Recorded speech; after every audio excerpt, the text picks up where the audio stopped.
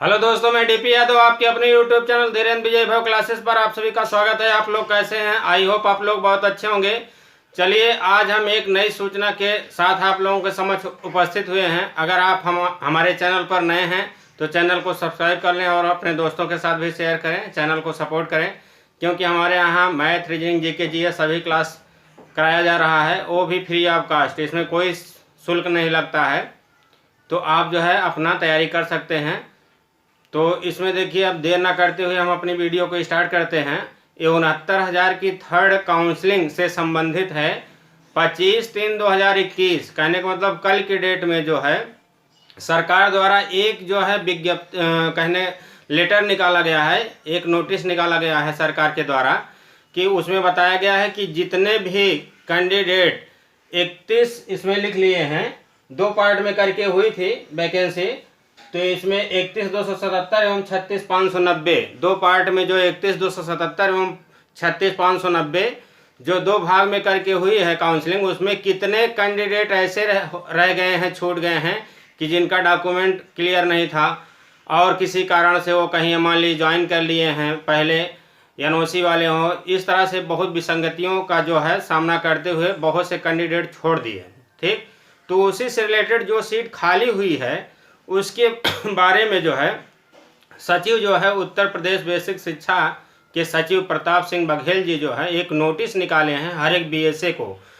प्रत्येक जिले में 75 जिले हैं, 75 जिले के बीएसए को जो है एक निकाले हैं यहाँ पर अपना लेटर, कि इसमें आप जितना से जल्दी हो सके 26 तारीख, कहने का मतलब कल निकाले हैं, आज 26 तारीख, आज के डेट में जो है बोले हैं कि इसको देना है कि कितना सीट खाली रह गई है, वो सब सीट जो है एक भी सीट छूटना नहीं चाहिए। और इसका आज 26 तारीख है, 26 तारीख तक जो है एक्सेल सीट में जो है आप जो वेबसाइट है बेसिक शिक्षा पदाधिकारी, इस वेबसाइट पर जो है आप लोग अपलोड करिए। तो इसमें कोई भी त्रुटि नहीं होना चाहिए, ये बहुत ही आवश्यक है। तो अब इससे पता चलता है कि इसके पहले जो विसंगति हुई थी, मंत्री जी बोले थे कि इतना कम सीट पर आएगी, हमें तो लगता है कि अब जो सीट है जितना भी जिस तरह से खाली हुई है, सब जो है हर एक प्रकार की सीट ऐड करके फिर से जो है रिमाइंड कराया गया है बेसिक शिक्षा सचिव साहब के द्वारा, कि हर एक बीएसए से कि आप लोग जो है एक भी सीट नहीं जो है इधर उधर होना चाहिए, फिर से दीजिए डाटा, अब फिर उसका जो है निकालेंगे थर्ड काउंसलिंग। तो देखिए, इस हिसाब से तो हो सकता है कि अब जल्दी, अगर मान लीजिए आज 26 तारीख है, आज दे दिए होंगे सभी बीएसए, तो एक हफ्ते के अंदर समझ लीजिए आपका जो है जीओ जारी हो सकता है थर्ड वेटिंग लिस्ट का, कि कितने सीट पर थर्ड काउंसलिंग होने वाली है। अगर एक हफ्ते में जीओ जारी हो सकता है, आज का क्या है, आज है फ्राइडे है, तो जो आने वाला फ्राइडे है, एक सप्ताह में जो है जीओ जारी हो जाएगा कि कितने सीट पर थर्ड काउंसलिंग होगी 69,000 की। जीओ जारी होने के तुरंत बाद जो है काउंसलिंग भी लिस्ट भी निकल जाएगी कि इतने लोग, जैसे मान लिया 8,000 पे हुआ, 9,000 पे हुआ, जितना जीओ जारी होगा जितने पर मान लीजिए देंगे बेसिक बीएसए जो है, तो उतने पे आएगा, जीओ आएगा, और जीओ आने के बाद उतने लोगों की लिस्ट निकलेगी, अपना ऊपर से उठा लेंगे, जहाँ तक जाएगा कट ऑफ वहाँ तक उठा ले लेंगे लिस्ट में। तो देखिए, इसमें हम कुछ जानकारी लिख लिए हैं, अब जानकारी बताना चाहते हैं, इसको आप लोग ध्यान से सुनिएगा, पढ़िएगा। इसमें जो है हम पूरा लिख लिए हैं। प्रेषक सचिव उत्तर प्रदेश बेसिक शिक्षा परिषद प्रयागराज, महत्वपूर्ण समयबद्ध 26/3/2021 तक, ये 25/3/2021 को जो है ये लेटर निकला है। ठीक, यहाँ है उत्तर प्रदेश बेसिक शिक्षा परिषद प्रयागराज, पत्रांक बेसिक शिक्षा परिषद 22/493 22/58/7/2020 21 दिनांक 25/3/2021, कल का लेटर निकला हुआ है। विषय है उत्तर प्रदेश बेसिक शिक्षा परिषद द्वारा संचालित परिषदीय प्राथमिक विद्यालयों में 69,000 पदों के सापेक्ष 31,277 एवं 36,590 नवनियुक्त सहायक अध्यापकों के संबंध में सूचना उपलब्ध कराए जाने के संबंध में। ठीक, दिखाई दे रहा होगा, हम साइड में हो जाते हैं थोड़ा।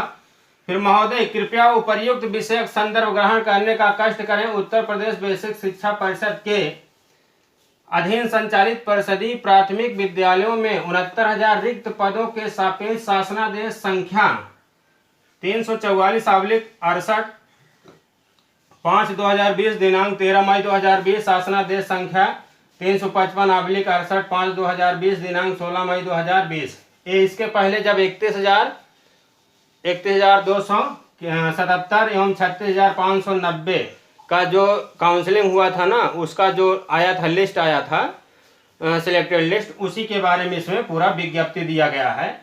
कितना इतना में प्रथम चरण में 31,277 एवं द्वितीय चरण में 36,590 अध्यापकों के चयन नियुक्ति की कार्यवाही की गई है। उपर्युक्त दोनों चरण में कतिपय अभ्यर्थियों को विसंगति के संबंध में, यहां से ध्यान दीजिएगा, कतिपय विसंगति के संबंध में निर्गत शासनादेश के क्रम में आप द्वारा कार्यवाही की गई है।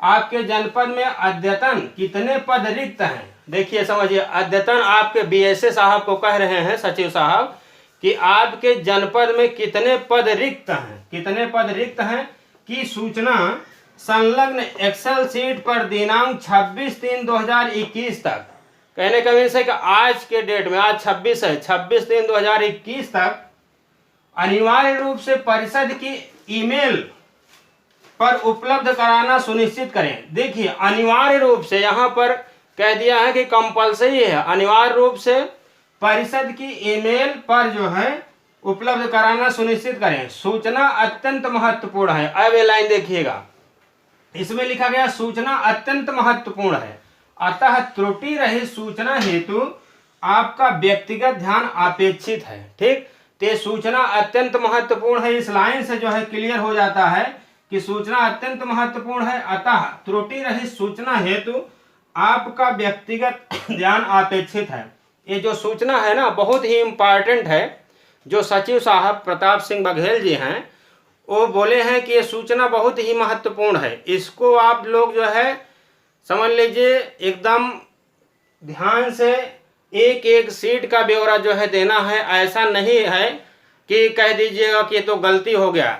इसमें बोला गया कि त्रुटि रहित सूचना हेतु, कि त्रुटि रहित, कोई त्रुटि नहीं होना चाहिए, वही जो है आप भेजिए। और उसमें नीचे, अब ये तो बहुत ज़्यादा है हम लिख नहीं पाए हैं, वहाँ नीचे एक्सेल सीट बना के वैसे दिए हैं कि आपके जनपद में कितने टीचर 31,277 में सिलेक्ट हुए, कितने छोड़े, ठीक है, फिर 36,590 में कितने सेलेक्ट हुए, कितने उसमें छोड़े, इस तरह से पूरा खाका बना दिया गया है। ठीक, एक जो है सारणी बना दी गई है कि उसमें कितने छोड़े, कितने ज्वाइन किए, कितने अन्य कारणों से किसका निरस्त हुआ, वो सब बताया गया है। उसमें आप जो है पूरा डेटा जो है ना आप उपलब्ध कराइए।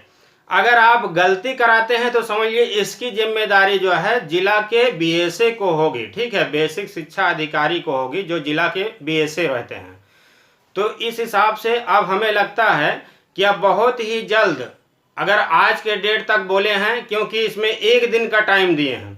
एक दिन का टाइम देने का मतलब है कि एक दिन का टाइम से यही कंक्लूजन निकलता है कि अब बहुत ही जल्द, एक हफ्ते के अंदर अंदर जो है जीओ जारी हो जाएगा, क्योंकि संशोधन वाला मैटर खत्म हो गया है। इसके पहले जो है बहुत से लोग जाते थे तो बोलते थे मंत्री जी कि अभी संशोधन चल रहा है, जो संशोधन करने योग्य है उसको हम संशोधन कर रहे हैं, विचार कर रहे हैं, फिर उसके बाद संशोधन हो जाएगा तो रिक्त सीटों का डाटा निकल जाएगा, तब हम उतने कैंडिडेट को फिर से जो है उतने कैंडिडेट की लिस्ट जो है जारी करेंगे, थर्ड लिस्ट जो है।